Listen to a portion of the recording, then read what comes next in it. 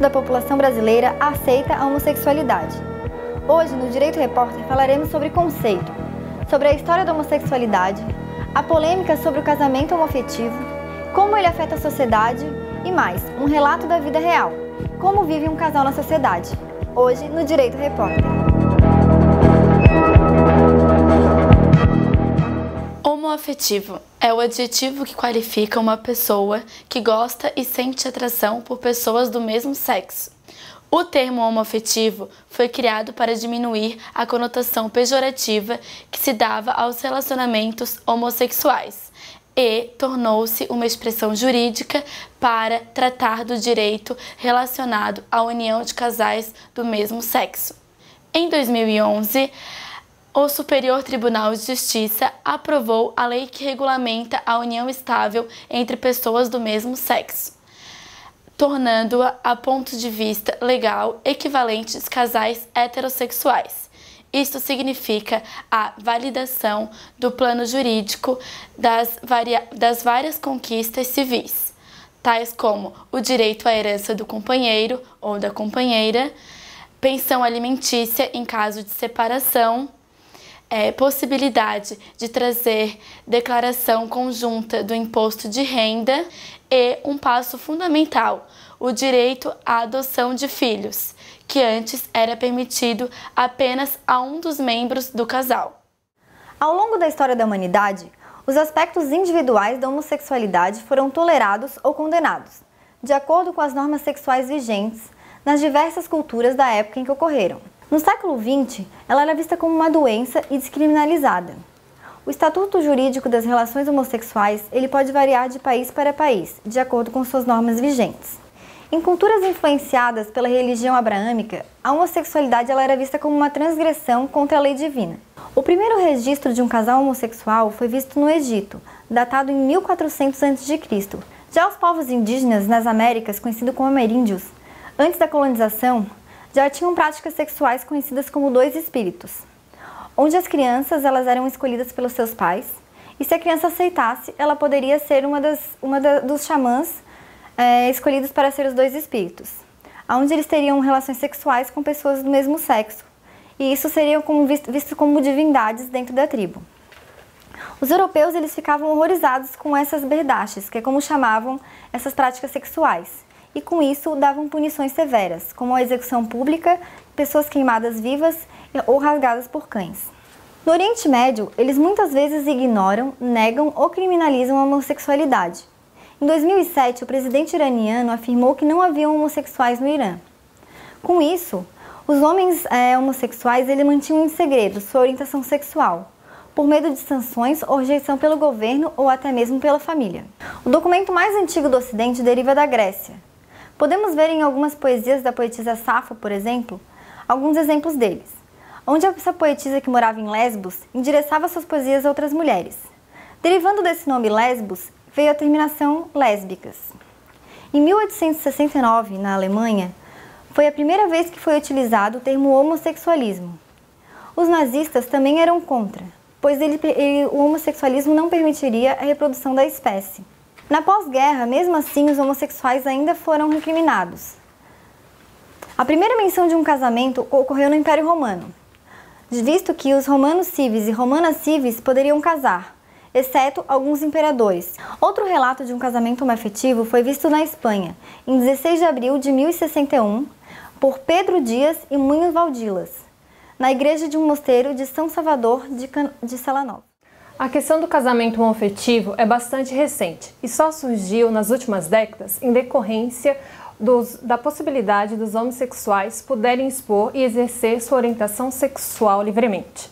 A partir desse momento, os casais homossexuais começaram a exigir os mesmos direitos conferidos aos casais heterossexuais, que seriam o casamento refletindo nos direitos de pensão, sucessão de bens e até mesmo a adoção de filhos. Neste contexto, é importante a gente poder diferenciar a união civil do casamento, onde a união civil é um termo que vem de outros países, que já permitiam a relação entre pessoas do mesmo sexo, porém não conferiam os mesmos direitos do casamento. Sabemos que os direitos não são iguais em todos os cantos do mundo. Cada país possui suas próprias leis e suas formas de tratamento. Em alguns países, a homossexualidade ela é considerada como crime. Países como Irã e Arábia Saudita são países de extrema repressão, onde não toleram qualquer tipo de relação de afeto entre pessoas do mesmo sexo, condenando até mesmo a pena de morte. Países com penas mais brandas, sob pena de multa, podemos citar o Angola e o Moçambique. Já o Egito e o Marrocos são penas medianas, correndo risco de homossexuais serem presos. Mas há também aqueles países que não consideram a homossexualidade como um ato ilícito. Os pioneiros na legalização dos casais homoafetivos na forma de união civil, podemos citar a Dinamarca, que desde 1989, a Noruega, 1993 e a Suécia, 1994. Vejamos aqui no mapa onde a adoção e o casamento homoafetivo é considerado como legal. Entre 2001 e 2005, podemos citar a Holanda, a Bélgica e a Espanha. Em 2006, a África do Sul se tornou o primeiro país do continente africano a legalizar a união entre duas pessoas do mesmo sexo. Em 2010, a Argentina se tornou o primeiro país da América Latina. Já nos Estados Unidos e no México, o sistema federal faz com que o casamento entre pessoas do mesmo sexo seja autorizado em parte do seu território. Nos Estados Unidos podemos citar Nova York, Washington e Califórnia. Em 28 de junho de 2011, ocorreu aqui no Brasil a primeira conversão de união estável em casamento homoafetivo. 25 de outubro do mesmo ano, em 2011, a quarta turma do STJ reconheceu o casamento homoafetivo na esfera jurídica brasileira, sendo que em maio de 2013, o Conselho Nacional de Justiça aprova obrigatoriamente a conversão da união estável em casamento homoafetivo em todos os cartórios. A jurisprudência já reconhecia aos parceiros de mesmo sexo algumas garantias e direitos patrimoniais, entre eles a comunhão parcial, a pensão alimentícia, a pensão do INSS, plano de saúde, políticas públicas, imposto de renda, sucessão, licença-gala e a adoção. Em 1945, com o início da ditadura militar no nosso país, a perseguição de gays, lésbicas e principalmente travestis se tornaram assíduas no nosso país. Com o fim da ditadura em 1965, a política LGBT tornou uma forma, assim elegendo políticos e assim conquistando espaço com eventos organizados. A primeira reunião organizada pelo público LGBT foi no Rio de Janeiro, em 1970. A política LGBT começou a tomar forma a partir do momento em que autoridades políticas foram eleitas a favor do movimento, assim tendo direitos e leis defendidas no Senado. A comunidade LGBT procura igualdade social e jurídica, pois nós todos somos iguais perante a lei. Nos dias de hoje, há muitas dificuldades enfrentadas pelo público LGBT, preconceitos, agressões físicas e morais. Hoje, no Brasil, a cada 28 horas, um gay é espancado por homofobia, sendo que na maioria das vezes as vítimas são transexuais e travestis. As agressões acontecem geralmente em vias públicas.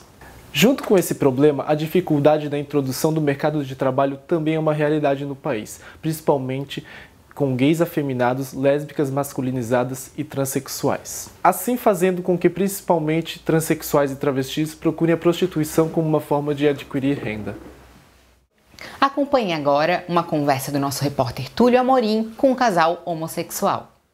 Estou aqui com um casal de amigos, Cléo e Cléo, são xarás, e eles vão falar um pouquinho para nós do que essas leis novas, né, que foram implantadas há pouco tempo, beneficiando os homossexuais, o que influenciam na vida deles. Então, meninos, contem para nós. De que maneira ela influenciou? Se vocês têm planos futuros, se incentivou vocês a alguma coisa, se vocês acham que é acessível para a sociedade LGBT, que eu também faço parte, com muito orgulho. Eu acredito que essas leis, elas nos favoreceram um pouco nessa questão de adoção de filhos, que antigamente que me refiro um tempo atrás, era meio bem restrito, ou quase impossível. Então hoje a gente já conhece inclusive os casais que já têm filhos, que adotaram filhos. Então está mais acessível hoje para um casal homossexual ter acesso a poder ter um filho e tudo mais, então já tá mais tranquilo. Inclusive nós pensamos em ter um filho também, já estamos providenciando também, já estamos conversando com amigos para ver o que precisa, porque é um processo que acaba demorando. É aquela troca de experiência, né? Ver como é que é a acessibilidade, ver como funcionam as coisas, né? Exatamente. Porque é um pouco, eu acho que é a igualdade, né? Direito a todos. Principalmente essa questão de adoção de filhos, eu acho que é uma questão bem importante, porque a gente vê tanta criança abandonada, assim, uma família, então não tem porquê essa criança não ter um lar, independente se seja com um casal heterossexual ou homossexual. Então acho que o que importa é o carinho que vai ser dado para essa criança, o ensinamento que vai ser dado e o amor. Isso é, então eu vejo por esse lado, essa igualdade, porque eu acho que somos todos iguais. Sim. E assim, falando de casamento, apesar de vocês morarem juntos, serem casados, tem planos futuros, se foi um incentivo a mais de estar junto, claro que o amor enfim, a gente não cita, mas deu assim, vamos dizer, um valor de igualdade maior, assim, um incentivo, poxa, sou cidadão também, quero casar. Tá mais tranquilo também essa questão do casamento, que é possível já. Sim. Nós estamos 3 anos juntos, nós moramos juntos, mas não somos casados no papel. Praticamente um casamento. É um casamento, só que não legal. Então, a gente tem planos para isso, a gente pensa também em casar, papel. Né? Até para poder dar uma estrutura melhor para quando tiver uma criança. Como até mesmo pelas leis que hoje tem. Exatamente, então, nós estávamos conversando hoje que tem a lei da Previdência que beneficia, caso, tomara Deus que não, mas caso um faltar o outro não fica desamparado, que isso aí foi uma coisa muito importante que aconteceu, né? Porque eu falo direito nosso, porque eu sou gay também, enfim, nós somos também amigos. Também somos do direito e é isso. Acho que as leis vieram para contribuir e dar um pouco mais de igualdade para todos. Para todos, independente da sexualidade. Exatamente, independente da sexualidade, da raça, da cor, eu acho que todos temos direitos a tudo, todos somos iguais, então é isso. É verdade. Foi o primeiro artigo brasileiro, né, que nós todos somos iguais perante a lei, então isso eu acho que agora está sendo mais. Isso, exatamente. Mas então tá, obrigado, meninos.